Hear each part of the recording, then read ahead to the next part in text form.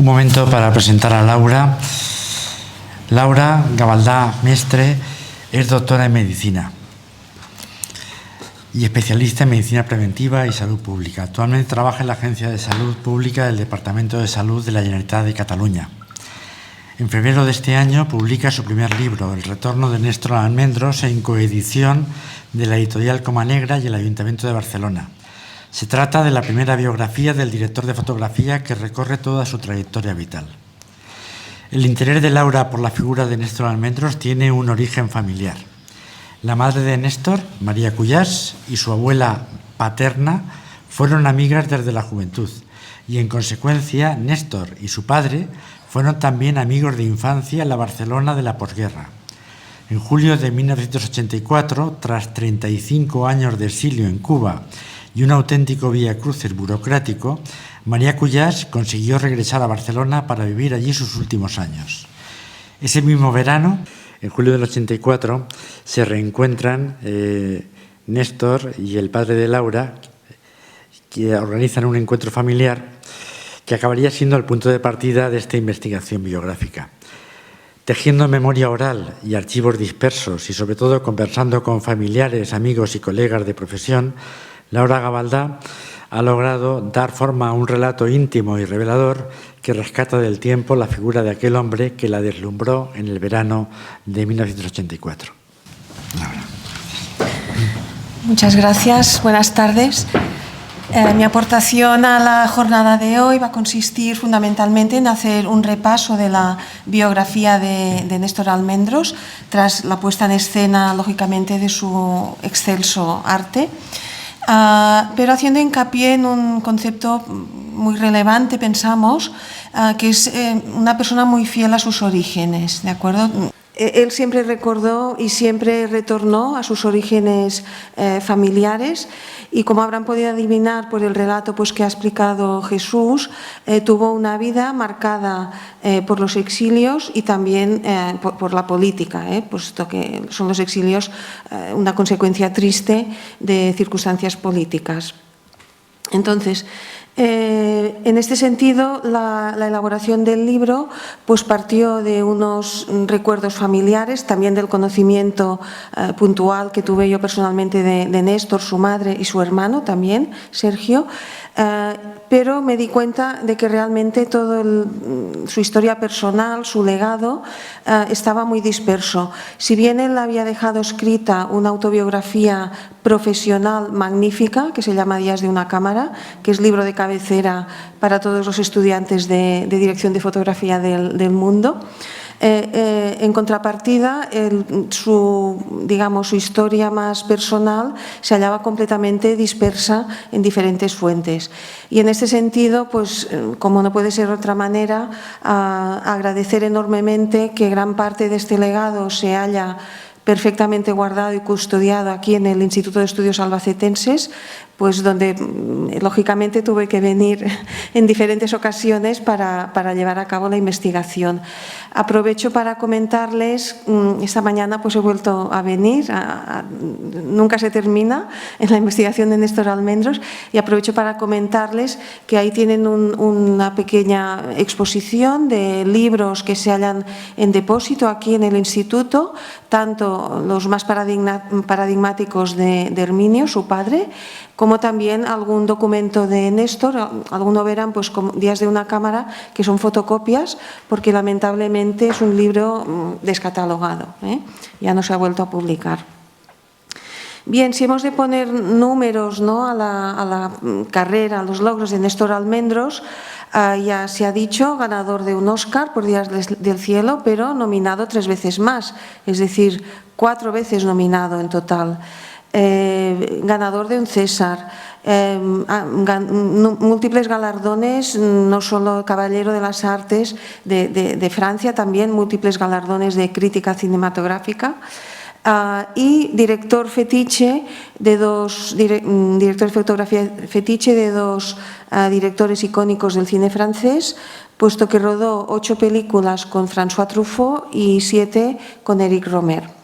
Es decir, que ellos incluso comentan que su obra no se concebía muchas veces sin la fotografía de Néstor Almendros. Como se ha dicho, vamos ya a empezar a hacer un poco de repaso de su vida familiar. Antes, mencionar, como ha dicho Jesús, la figura de María Cuyàs, la madre. Me encanta esta fotografía que descubrí aquí en el instituto, una mujer de los años 20, esto era cuando estaba ya estudiando para maestra de normal. Y María Cuyàs, como ha dicho Jesús, influyó enormemente en la recopilación de este legado y también realmente pues, en los momentos tristes en que los niños se quedaron en Barcelona, puesto que Herminio tuvo que marcharse exiliado. Pero retomando a María Cuyàs, me gustaría presentarles a su padre, Joan Cuyàs Sala, que fue un personaje del modernismo barcelonés, una persona en su momento conocida. Fue un tallador de obra religiosa eminentemente, dorador y marchante de arte antiguo. Aquí lo vemos en su taller en Barcelona, que era un taller pues, muy conocido, núcleo de encuentro de intelectuales. Y les remarco esta figura porque Joan Cuyàs, uno de los testimonios que pude recoger, era que en su casa había una magnífica biblioteca de libros de arte, donde pues, sus nietos, seguramente, bueno, me contó su primo hermano, de Néstor, que allí pues, revisaban estos libros. Les traslado alguna frase de Néstor Almendros, del propio libro Días de una cámara, y en relación a lo que comentaba pues, David, de la influencia que tuvieron los pintores en la obra de Néstor, Néstor en su libro dice esto, en cuanto a los pintores. Vermeer para los interiores de día, como se ha visto, y Latour para los interiores de noche alumbrados por una fuente luminosa de llama. Añadiré también a Rembrandt y Caravaggio para los efectos de chiaroscuro, así como Manet y los impresionistas para los exteriores de día, que todo esto lo escribe Néstor y se ha mostrado antes de una manera magnífica. Aquí tenemos a un pequeño Néstor de 5 añitos en Barcelona en el año 35 con un pequeño barquito cerca del Parque de la Ciudadela, que hay un estanque allí. Y podemos imaginar que estos primeros años, hasta los 5 o 6 años, transcurrieron en esta Barcelona republicana, efervescente, ¿no? de cultura, de nuevas escuelas, como ha comentado pues, Jesús, y este entorno familiar en el que ya la familia estaba pues Herminio, María y los 3 hermanos Almendros. Bien, Herminio acabó ocupando el cargo de inspector jefe de Barcelona, motivo por el cual, aunque él no pertenecía a ningún partido político ni se pronunció específicamente en ningún partido político, pero sí, como se ha dicho, pues claro, simpatizante de las ideas republicanas, pues tuvo que marcharse al exilio. Pero lo que ocurrió antes es que ya en 1936, al estallar la Guerra Civil, Barcelona fue una ciudad muy castigada por los bombardeos y los padres determinaron que los 3 niños se marcharan a Calders para evitar los bombardeos de Barcelona. Entonces, Calders es un pueblecito muy pequeño en el centro de Cataluña, que es donde era oriunda la rama materna, es decir, es donde se conservaba la casa familiar de María Cuyàs. Una casa familiar, por otro lado, que el abuelo Cuyàs, este señor que les he presentado, la fue remodelando ya en los años 20 con obras artísticas. Era una casa de payés, rural, pero que él fue remodelando con antigüedades. Entonces los 3 hermanos pasan la guerra civil allí al cuidado de los abuelos y de la tía, la hermana de María. Y esto también marcó profundamente algún recuerdo de Néstor, aunque yo no lo he hallado escrito expresamente, aunque al final ya les daré una pista, pero es muy elocuente que esta fotografía que ven allí corresponde al año 1957, en una ocasión que Néstor pudo viajar a Europa y pues se desplazó a Calders. Y esta señora que ven aquí es María Cortina, Marieta, que fue su primera profesora de párvulos. Entonces, bueno, voy señalando este recuerdo a los orígenes de Néstor, que él pues, bueno, se acordó mucho de estos años. Ya nos vamos, finalizada la marcha Herminio, con digamos, una marcha muy penosa. Si están interesados, también decir que el diario manuscrito de Herminio Almendros, cuando marcha al exilio, está también depositado aquí. Es un documento interesantísimo y él lo escribe a instancias de María. María le dice: para que te acuerdes de nosotros, tú ve apuntando en tu diario cómo está siendo, y sí, entonces Herminio escribe día a día con una letra minúscula y bueno, realmente unas condiciones muy penosas, atravesando el Pirineo en pleno enero helado, hasta pues lo que ha contado ya Jesús, su periplo hasta que llega a Cuba. Tenemos aquí a María Cuyar represaliada con sus 3 hijos y aquí vemos a un Néstor de 16 años, aún no, en aquella época pues los jovencitos querían parecer mayores, ¿no? Parece todo un señor, y lo vemos aquí. Y él pues realmente es en Barcelona donde descubre que el cine realmente es lo que le apasiona en la vida. Primero él explica en Días de una cámara que lógicamente se refugia en el cine más de evasión, y después ya frecuenta un cineclub en concreto en el centro de Barcelona, donde ya descubre el cine mudo. Hay cartas que explica su padre, que ha visto películas de cine mudo, y cómo él descubre pues el expresionismo, ¿no?, de estas cintas de algunas alemanas y cómo le impactaron. Él también en esta época también escribe que nunca renegará del cine de evasión, porque el cine de evasión es lo que a él le ayudó y a su familia pues sobrellevar estos años tan duros. Y siempre a lo largo de su vida mantuvo esta afición, ¿no?, por películas entre comillas populares, de las que nunca renegó y por las que siempre se mantuvo interesado.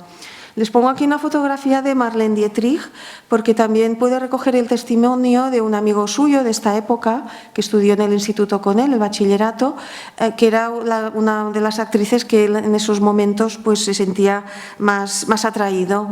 Estos pómulos, ¿no?, la manera de fotografiarla, y ya luego ya les contaré pues, también algo relacionado con Marlene. Cuando en el año 47 pensamos que Herminio se marchó en el 39 al finalizar la guerra, y Néstor tenía 8 añitos. En el 47 él tenía pues 17 años y se determina que Néstor marche para Cuba a reunirse con su padre, porque aquí ya se veía pues en Barcelona que no había mucha opción, ¿no?, para desarrollarse. Sin embargo, La Habana era una ciudad en aquel momento cosmopolita, muy rica, etcétera, etcétera. Pues Néstor se embranca para irse a reunir con su padre, que no se acordaba de él. Y un año más tarde fue cuando marcharon María con sus 2 hermanos. Entonces les traslado aquí una entrevista que se hizo en Radio Televisión Española. Algunos igual lo recuerdan, el programa A Fondo, ¿no?, con Joaquín Soler Serrano, y él le preguntó en su momento cómo fue el encuentro con su padre, y se lo pues traslado porque me parece muy emotivo como Néstor lo relata. Pues no sale. Bueno, pues vaya, lástima. Es igual, pues lo pasamos un poco por alto. A ver, lo vuelvo a probar porque me sabe mal. Igual aquí. Ahí sí. ¿Se produjo un reencuentro propicio padre-hijo después de un paréntesis tan largo de separación? Sí, bastante emocionante, efectivamente, sí. Sí, fue, yo no lo conocía y solamente por fotografías.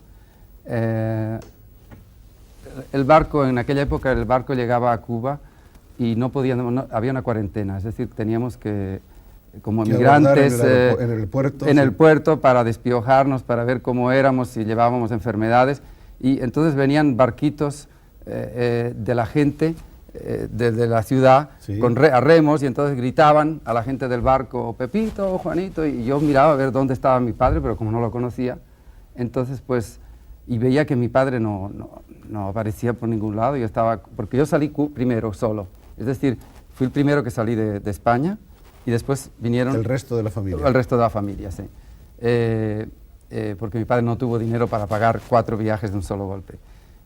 Entonces, cuando ya se oscureció y pensaba que mi padre no había venido y no sabía qué iba a hacer, me di la vuelta y vi un hombre que vi que era mi padre. Lo reconocí enseguida, no sé cómo. Y yo le dije, ¿qué haces aquí? Y dice, he obtenido un permiso especial con influencias de alguien porque debió contar la historia, debió emocionar a algún burócrata y le permitió lo excepcional, romper la cuarentena y entrar en el barco. Pues bueno, este testimonio encuentro muy elocuente y también otra vez, ¿no?, este retorno a sus raíces y a sus recuerdos. Pues como decía, llega a Cuba. En Cuba no me extenderé porque es un periodo convulso. Este periodo precisamente está bien documentado, es decir, que yo también siempre animo que Néstor Almendros es muy polifacético, una figura tremendamente rica y daría para tesis doctorales, seguro. Entonces, este periodo que estuvo en Cuba sí que está bien documentado, incluso hay estudios académicos que trabajan, ¿no?, y que exponen todo su periplo aquí. Aquí lo vemos en la década de los 50, un Néstor pues, en su esplendor, en su juventud. Y aquí, como ya ha comentado Jesús, él abrazó con mucho entusiasmo la revolución. Él se exilió con la dictadura de Batista, marchó, es decir, no estaba de acuerdo con una dictadura de derechas y intentó estudiar cine en Roma, no le terminó de gustar y ya se instaló en Nueva York, donde entró en contacto con el mundo más underground. Y probablemente se hubiese quedado en Nueva York, trabajando en Nueva York, si no hubiera sido porque estalló la revolución, lo dejó todo y regresó para Cuba. Cuando regresó para Cuba en el 59, fue la primera vez que él pudo vivir del cine, porque trabajó en el ICAIC haciendo documentales, sobre todo educativos, un poco a favor de la revolución. Pero en el año 61... se produce ya una radicalización del régimen, ¿no?, y se declara oficialmente comunista, y aquí es cuando empieza, no me voy a extender, pero empieza ya digamos, la censura de los artistas, entre ellos los cineastas, y poco a poco Néstor sufre diversos enfrentamientos, a cual mayor. El último enfrentamiento que de alguna manera topó con el establishment fue a finales del 61. Él trabajaba también de crítico para una revista que se llamaba Bohemia. Pues a finales del 61 pues se tenía que elegir la mejor película, según los críticos, que se había exhibido en La Habana durante la temporada. Entonces los críticos tenían órdenes de votar por una película soviética, ¿no?, y Néstor no. Entonces Néstor, ¿qué hizo? Visionó Los 400 golpes de Truffaut, quedó fascinado y contra viento y marea él votó por Los 400 golpes, sin imaginar pues que este director, François Truffaut, que quedó encandilado, pues es una parte muy emotiva, pues sin imaginar que luego sus destinos se unirían de una manera inevitable. Entonces, vota por Los 400 golpes, lo despiden de la revista donde trabajaba y a lo largo del año 62 él va planificando su marcha. No hay testimonio directo de que él fuera directamente hostigado por ser homosexual, esto yo no lo he encontrado ni tampoco él lo ha comentado, pero sí que es cierto que hubo algunas circunstancias ya de depuraciones antes de que él marchara contra personas homosexuales. Entonces, probablemente en este escenario pues, fue un problema añadido que le obligó a marcharse. Néstor, cuando llega a Barcelona, huyendo de Cuba en unas condiciones paupérrimas, sale de La Habana, llega a Barcelona, está durante unas semanas allí.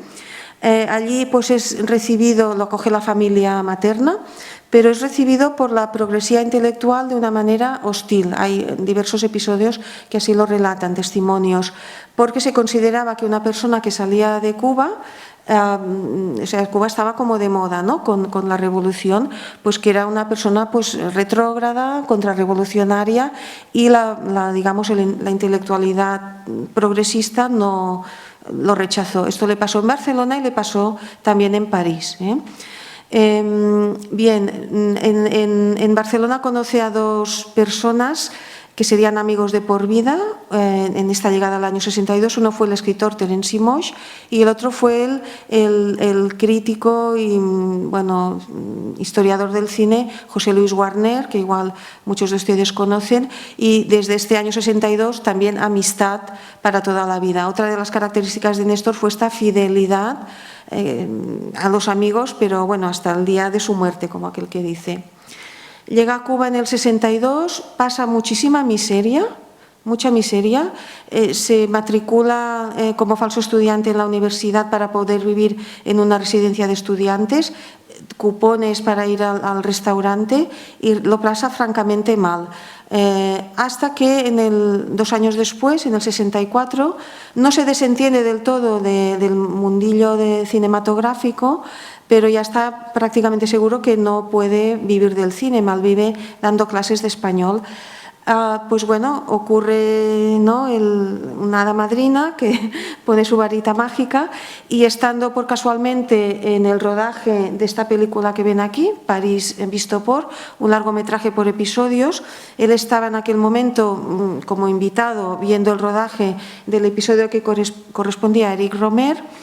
Y Eric Romer era un director, tenía fama de ser muy meticuloso, muy quisquilloso y que crispaba, ¿no?, a sus colaboradores. Pues en aquel día la persona que estaba rodando, ¿no?, o director, bueno, era lo mismo, director de fotografía que cameraman en estas películas, pues se cansó, lanzó la cámara, dice yo me voy y aquí os quedáis, y bueno, y Romer y el productor Barbet Schroeder, ¿qué hacemos?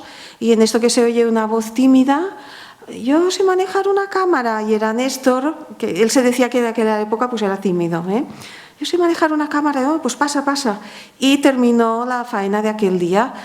Visionaron, pues muy bien, ¿quieres seguir? Sí, terminó este episodio y siguió trabajando para el resto de episodios. Entonces, el primer largometraje como tal en París fue París visto por. Les pido también que retengan este póster un momentito en su memoria por algo que acontecerá. Y a partir de aquí es su puerta de entrada, pero no es un éxito inmediato. Él sigue trabajando durante los años siguientes con bastante precariedad y trabaja para la televisión francesa haciendo documentales educativos. Aquí le vemos en esta fotografía, es magnífica también, en un rodaje de uno de estos pequeños documentales ya en el año 66. Es decir, del 64 al 66 se va abriendo camino, pero ni mucho menos le llegó de alguna manera el triunfo. Sí que va rodando más películas con Romer, pero ya nos trasladamos al año 69, en el cual Truffaut lo llama para rodar El niño salvaje. Y seguramente muchos de ustedes la conocen, una película maravillosa, rodada en blanco y negro. Y aquí pues es la primera relación que establecen con François Truffaut y también, lógicamente, el inicio de una gran admiración mutua, el inicio de toda la carrera que desarrollaría con Truffaut. Bien, rueda El niño salvaje y a partir de aquí ya va encadenando, ya aquí sí, pues encargo tras encargo. Entre el año 70 y 74, fíjense, rueda 11 largometrajes y 2 documentales. Fue un no parar.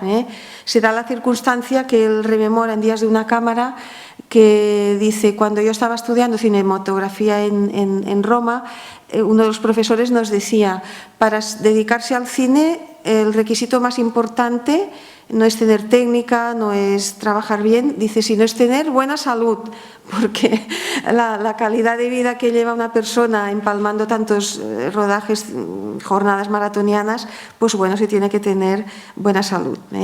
Entonces, bueno, 74 ya va trabajando, sobre todo con Romer, pero también con otros directores. Y bueno, en todo esto, pues ¿qué pasa? La familia en Cuba, es decir, él ni podía volver, tenía absolutamente vetado desde el año 62 que salió, había el telón de acero, él no podía entrar, pero sus padres y su familia en contadas ocasiones, primero por permisos y segundo por el coste de los viajes. Entonces, bueno, aquí vemos que tras salir el año 62, en el año 66 finalmente ha comentado pues Ignacio, pueden salir Herminio y María, y se reúnen con él en París, y fue un encuentro muy emotivo.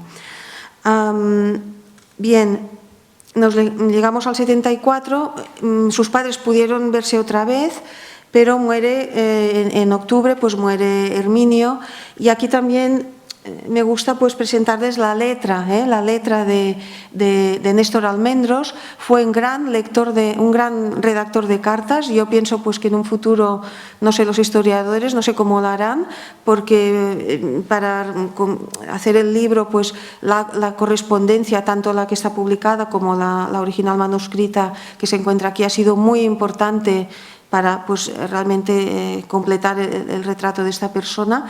Y bueno, un poco un homenaje a la letra, ¿no?, y a las cartas manuscritas de Néstor. En esta carta pues, describe de manera muy triste cómo se enteró, estando él en París, pues que su padre había muerto y que no lo pudo velar. Les leo muy rápidamente. Esto es una carta dirigida a su madre.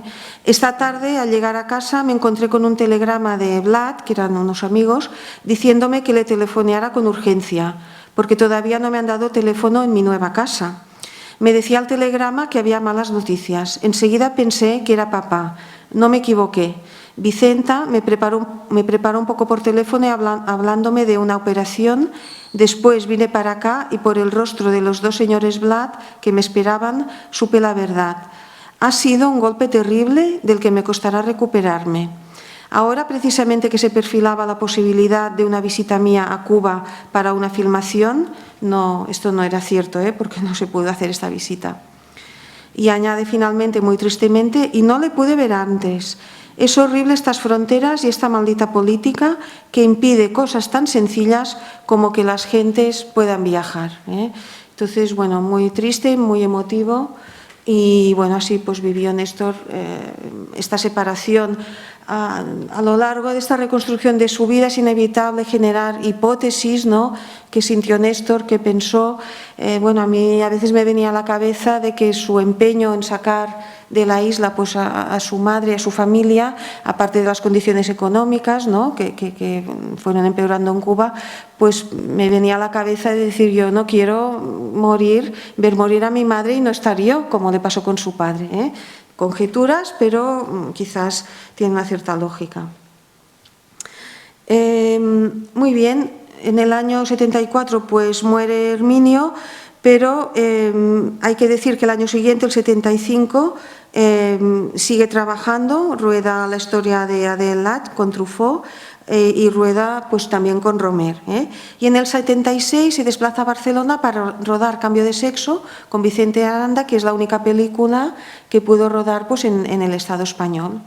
Después, sí, en el coloquio se presta, sí que hay testimonios que dicen, ¿cómo es que rodó tan poco en España? ¿No? Pues bueno, hay argumentos que lo pueden explicar.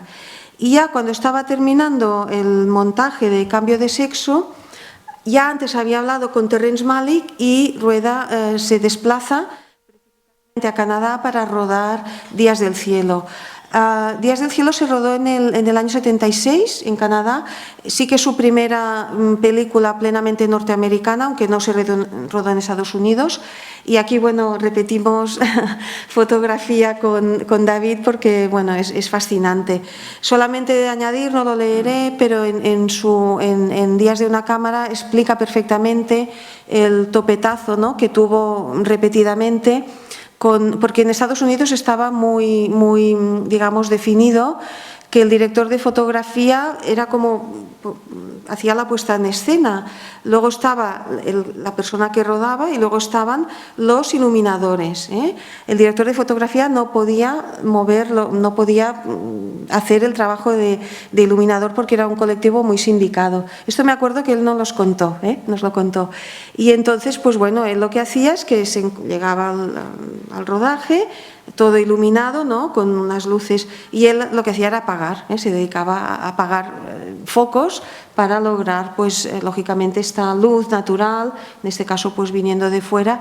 Mucho topetazo, pero el director Terrence Malick lo apoyó en todo momento. Y bueno, esta película se rodó en el 76, pero por problemas, bueno, de diversa índole no se estrenó hasta el 78, y por eso ganó Néstor el Oscar en el 79.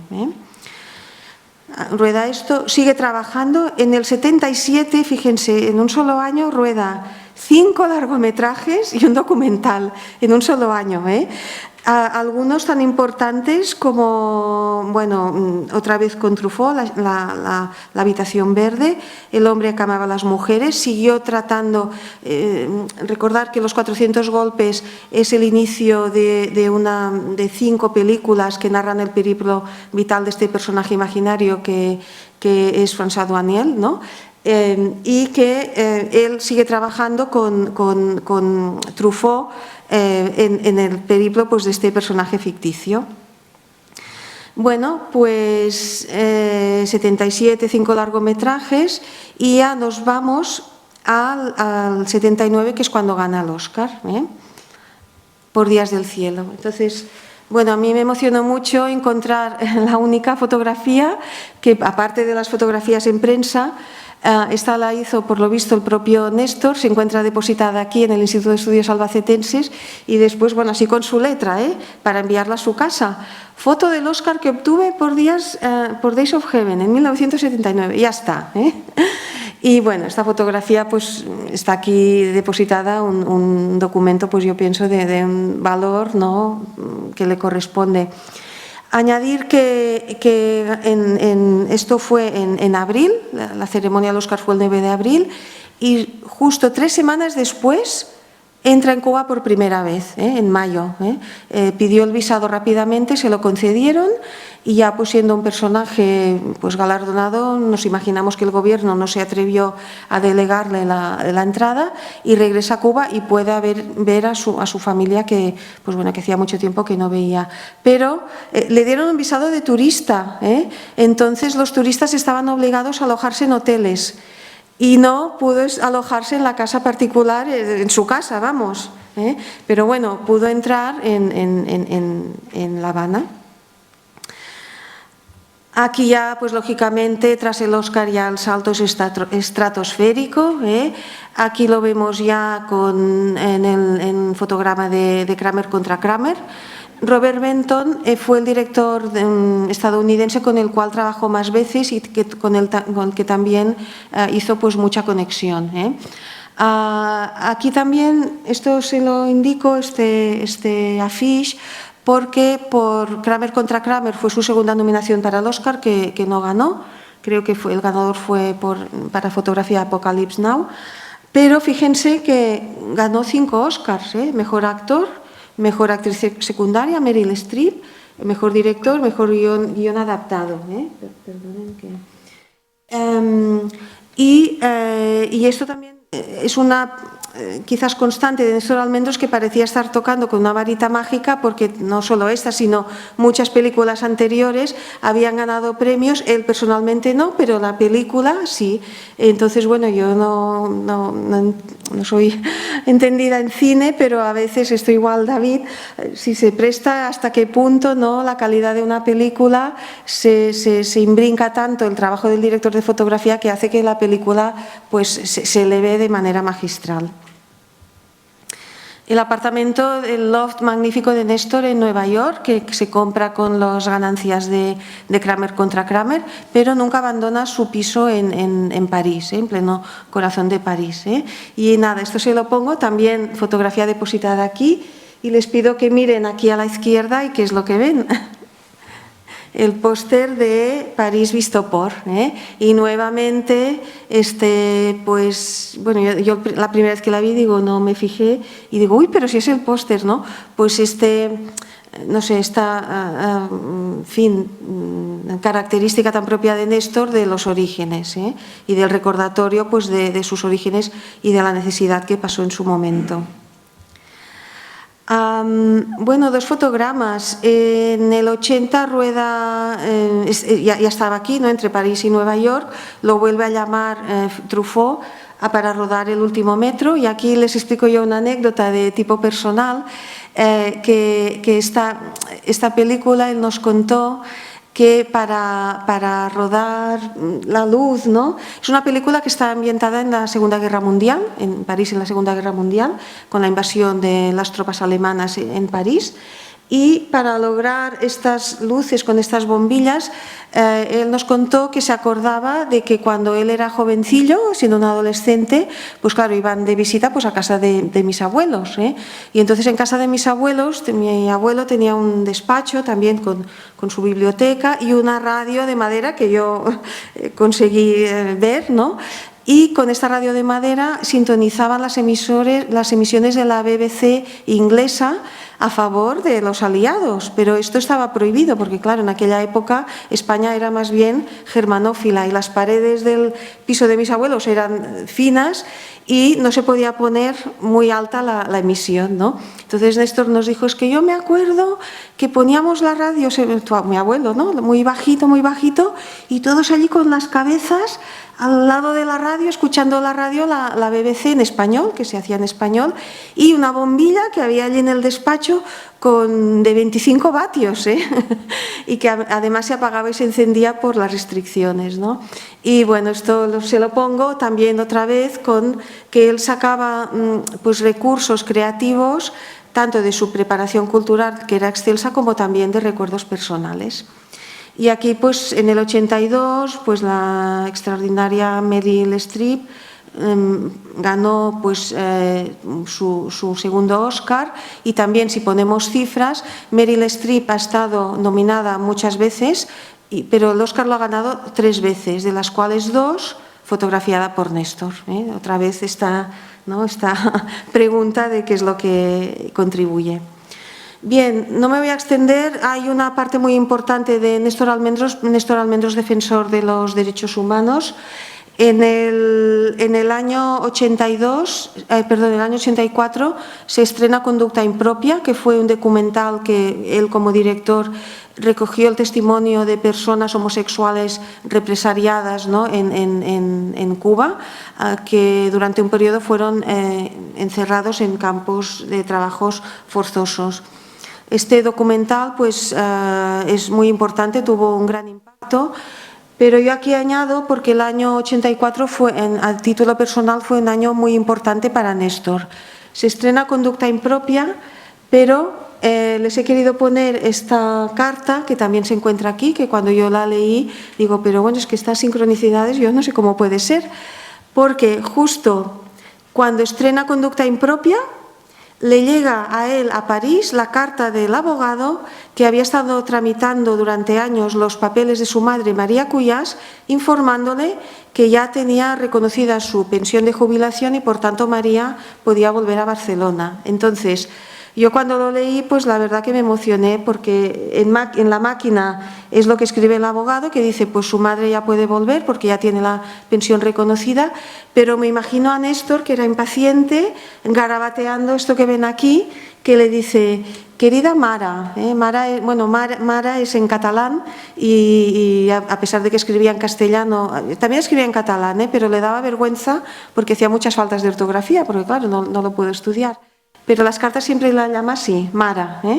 Querida Mara, ahí te mando este documento del abogado. Como ves, se pagará en abril, pero ya estás en nómina, es decir, que es seguro que pagarán. Por lo tanto, no esperes al cobro. Haz las gestiones para tu viaje. Yo adelanto el dinero y después me lo devolverás sin problemas. O sea, que ya recibió y dice, ya salte de Cuba y ven para aquí. Todo va divinamente. Hoy se estrena mi película documental. Es decir, que el mismo día, y digo, pero bueno, ¿cómo puede ser? Y bueno, es muy emocionante. Y otra cosa que ocurrió ya más tarde, en otoño, es que muere Truffaut. En 84 muere Truffaut. Por tanto, para él, a título personal, pues fue un año realmente movido. Pero ya en otoño, cuando muere Truffaut, pues María ya está aquí, instalada aquí, él le compra un piso en Barcelona. Y bueno, ya la familia pues ya estaba reunida. Sergio había salido 2 años antes, justo durante el rodaje de La decisión de Sophie, o sea, el adelanto, fue también un periplo, pero en el 82 sale Sergio burlando las autoridades y en el 84 es cuando ya viene María. Bien, ya termino recalcando otra vez los orígenes.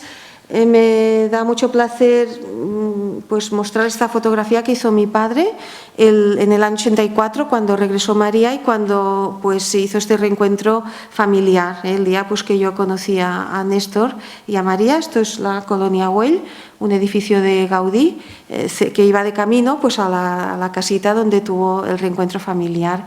Y esta fotografía de aquí se la pongo porque fue el 90 aniversario de María, que ya se celebró pues en Barcelona en el año 89, cuando ya hacía pues 5 años que María estaba aquí, y solamente se lo enseño porque no sé si ven detrás de María una figura con gafas, que es Terence Moix, y ya la primera figura que asoma por la izquierda, este es José Luis Warner, gran amigo también, y bueno, como testimonio también de esta enorme fidelidad a sus amigos.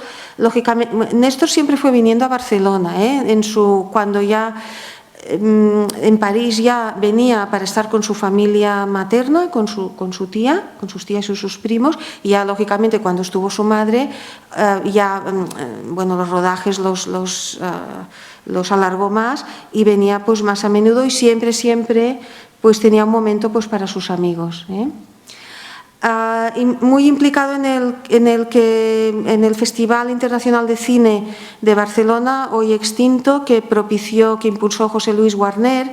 Y esta noticia de La Vanguardia se la pongo porque en una de las ediciones lo que montaron es que en plena la Rambla de Cataluña es un bulevar muy bonito de Barcelona con unos tilos magníficos, y ellos se quiso pues hacer Barcelona pues una ciudad. Había muchos cines en esta avenida y querían hacer pues como un poco el centro neurálgico en este festival, pues que por desgracia no pudo prosperar.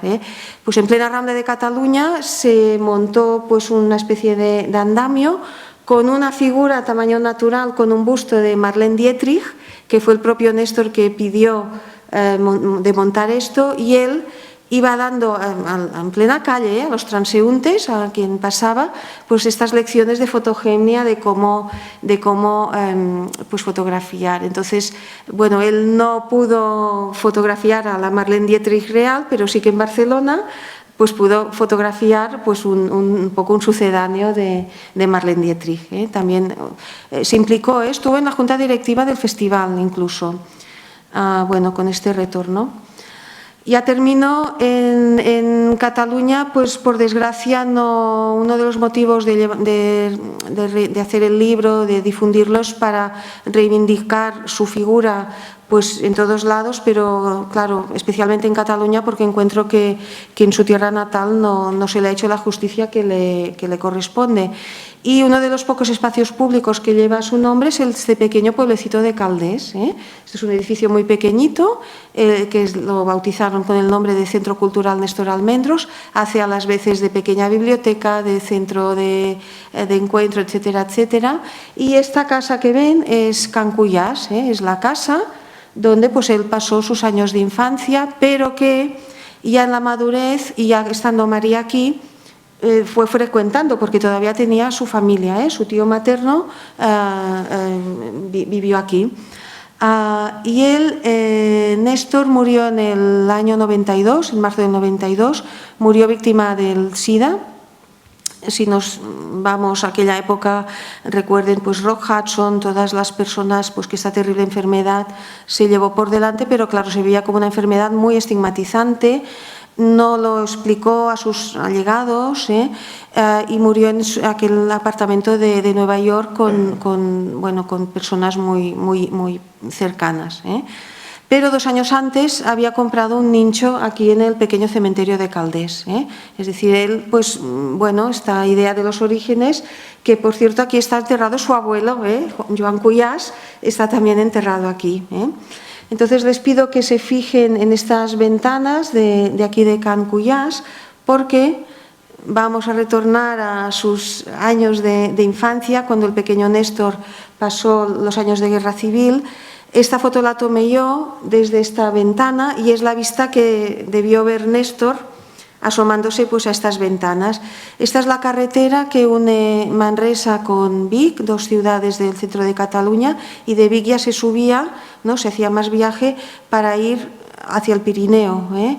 Entonces, pues una mañana de enero del 39, el abuelo Cuyàs llamó a los 3 niños salir a la ventana, y este camino pues estaba lleno de personas a pie, como podían, con sus fardos, dirigiéndose a pie hacia los Pirineos, pues fugitivos, ¿eh? Esto quedó en la memoria de Néstor, y ya de mayor, en una de sus digamos, visitas, en varias de sus visitas, él fue recordando episodios de su infancia en la Guerra Civil, ¿eh? Dejó anotado en un manuscrito, que también está aquí, estos recuerdos de sus años de infancia en la Guerra Civil. Recordó esto de que su abuelo les hizo salir, pero después también añadió un episodio que unos días antes, cuando entraron las tropas franquistas en el pueblo, ¿eh? Y les leo textualmente. Días después de esta salida de los refugiados, llegaron las tropas de Franco con tanques y banderas en una especie de desfile de la victoria por el centro del pueblo. Los soldados daban pastillas de chocolate a los niños. Todos cantaban felices el Cara al Sol y otros himnos que aprendimos inmediatamente, coreando a los soldados y a los fascistas del pueblo. Mi tía Angelina, que era la hermana de María, me llevó adentro de la casa y discretamente me advirtió que no debía cantar con los vencedores, que después de todo eran enemigos nuestros. Y bueno, pues con esto concluyo, haciendo un poco una vuelta, ¿no?, a los orígenes y la manera pues como esta vida tanto de los padres como del propio Néstor estuvo terriblemente marcada por la política, los exilios, pero a la vez dio lugar pues a una obra tan excelsa y tan magnífica que quizás sin este periplo vital no hubiera sido lo mismo. Y muchísimas gracias por su atención.